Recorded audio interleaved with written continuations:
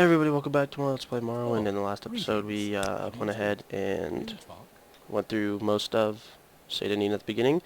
Kind of went through our character a little bit, explained most of the game mechanics. In this game, we're going to be doing the same thing, but hopefully going through a few missions. Now, I told you that I would start off with the mortar and pestle. All you have to do is click it and drag it onto your character to bring up the menu. All you have to do is you take two items that have the same stats, so Restore Fatigue and Restore Fatigue will make a Restore Fatigue potion. And they all failed, but you just gonna have to hack on it until, there we go, created a potion. So you go to your magic, and there you go, Potion of Restore Fatigue, 19 points for, or 6 points for 19 seconds, which is not terrible, especially for the beginning of the game. And you're going to want to, I'm gonna do that with, with all my ingredients, because basically you can just click on 4 things and just hope that, even if they don't, you get rid of them in your inventory. So it's kind of a positive. So I created a Drain Strength Potion, which I'm definitely going to sell. Most of these I'm going to sell. So no worry there. But what's also nice is if you have 2 potions that you know for sure that work, Restore Fatigue, you can throw in some of these extra ones. Just to kind of get rid of them. That's what I'm doing. I need to keep the Willow Anther. So I'm going to keep that, and that's what happens. You get left with 2 that don't work. So we made 4 potions. I'm going to sell the Drain Strength for sure and get rid of the Red Leech and the Scrib Jerky. Okay, so basically we're down, wow, 34 bucks for all that. It's not, oh, Red Leech is 25, okay. I will keep the Restore Fatigue for now, but once it gets later in the game, I will not worry about it. Okay, so now that you're still in the trade house, well, first I'm going to put my armor on. That's why I bought it. And for those of you who are wondering, I am playing the game in 100% difficulty, or 1 plus 100. There's negative 100 and plus 100. I'm in plus 100, which makes the game really hard for when it comes to, like, fighting and then even bargaining, like, even down to the little thing of bargaining. So that's kind of weird. If you come up here and you talk to Hrisker Flatfoot, he'll ask you to recover some gold, and you've got to find Fargos' hiding place. Now, Fargos' hiding place is in Seyda Need, and this is when I was talking about how you're able to get your ring back.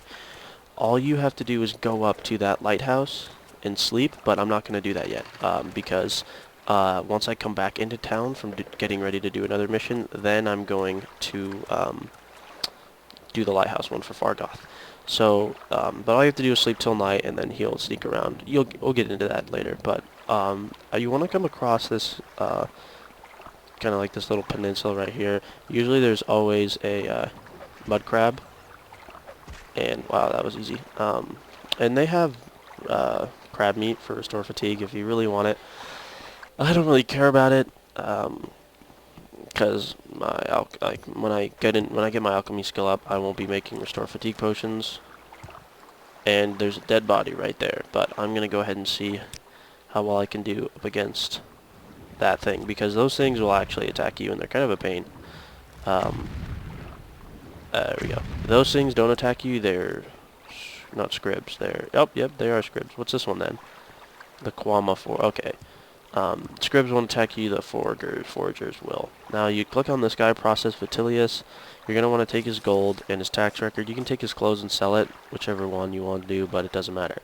Okay, so later in the game, but I'm going to collect this stuff now. It's a really nice place to collect the beginning stuff. If you're going to do the Mages Guild, collect 1 Luminous Rusula, 1 Hypophasia, 1 Bungler's Bane, and there's one more that's in the water right over here.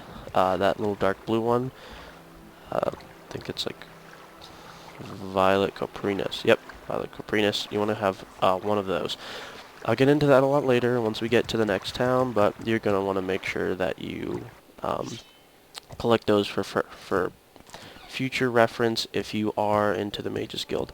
And I'm going to be running through the guilds that I normally play with in the game through the main story, and then once the main story is completed, I will be doing the guild missions, kind of how they should be done, so there shouldn't be any worry about, oh, how do I do the the mage skill mission, because I will run through those. So when you come over here, this isn't a mission. This guy just falls. And I'm going to dispose of his corpse, and when you dispose of somebody's corpse, you take everything. Now, he had a robe, a hat, shoes, a sword, which is mainly what I wanted, and fortify acrobatics, and he had a journal. Fortify acrobatics will fortify your acrobatics, no duh, for 1,000 points for 7 seconds. Yep, and you have 3 of them. Obviously, they're worth 119 bucks. They're the only ones in the game. So, I mean, if you want to sell them and make a decent amount of good money at the beginning of the game, be my guest. I usually do that.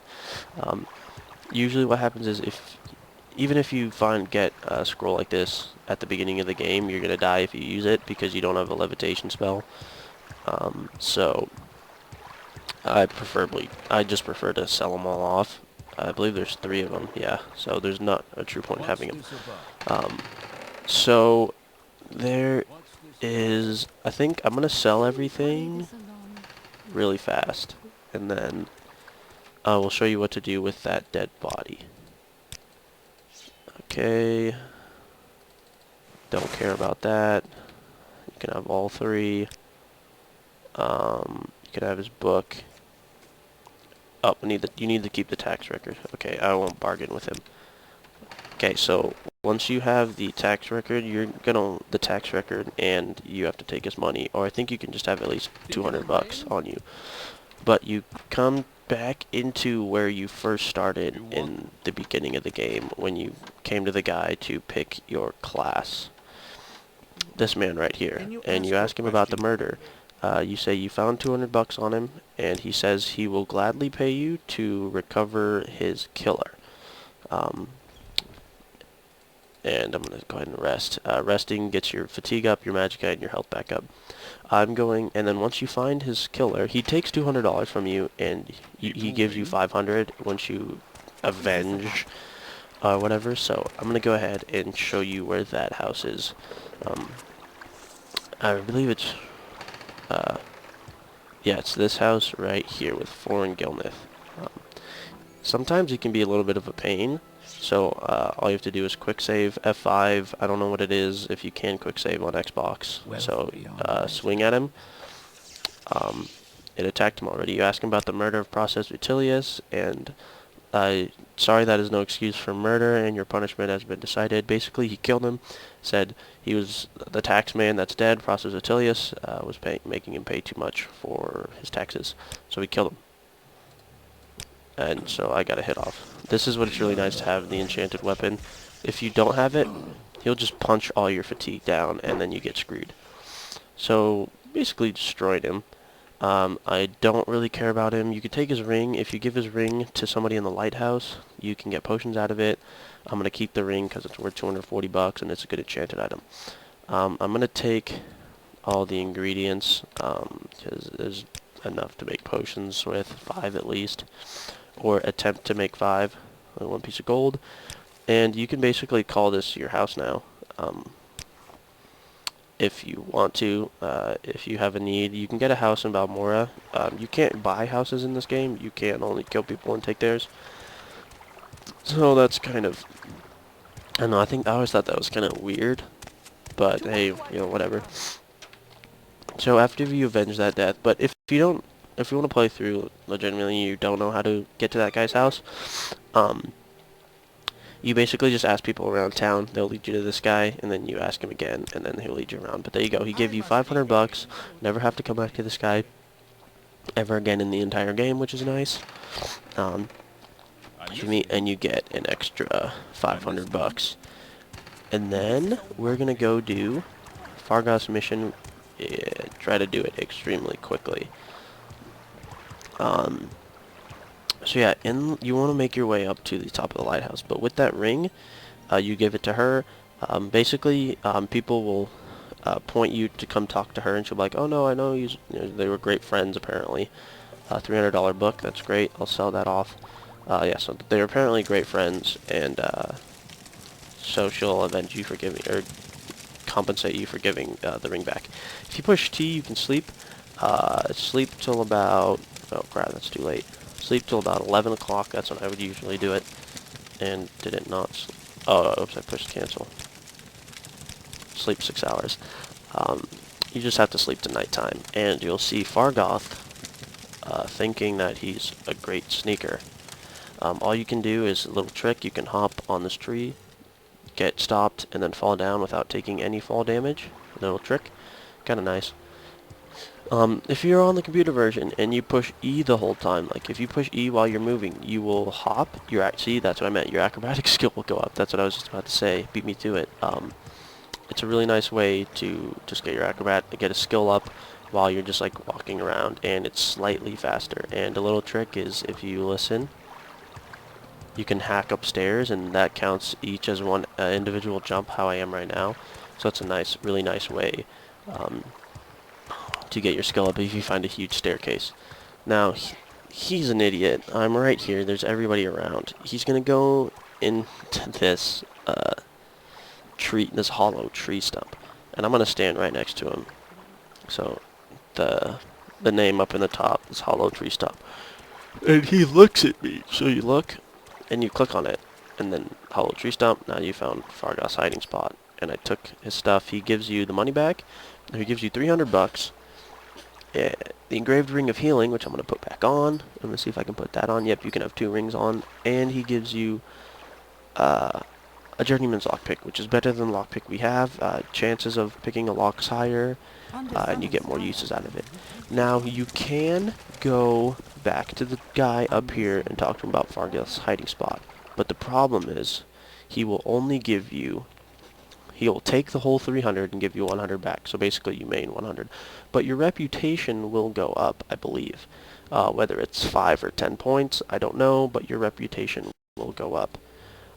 And to finish off this episode, I say to make potions and sell off the rest of everything that we have, because in the next part I'm going to be getting a different set of armor. All 5 and a book. And oh crap. Here's a little trick. If you rest for 24 hours, you can just rest for 24 hours right in front of somebody. You go back to him, he has 800 bucks back. So it's a little trick for the game. A nice way. It's basically saying the game has unlimited money, which is nice. So and the tax record. This is a little right here. You can see it's really nice to have. It's your weight. I'm at 53 out of 250. Basically, if you get to 250, then that means that you won't be able to move. So that's kind of a thing. So we're up to almost 1,000 bucks. That's great. Okay, so yeah, we're gonna end it off here.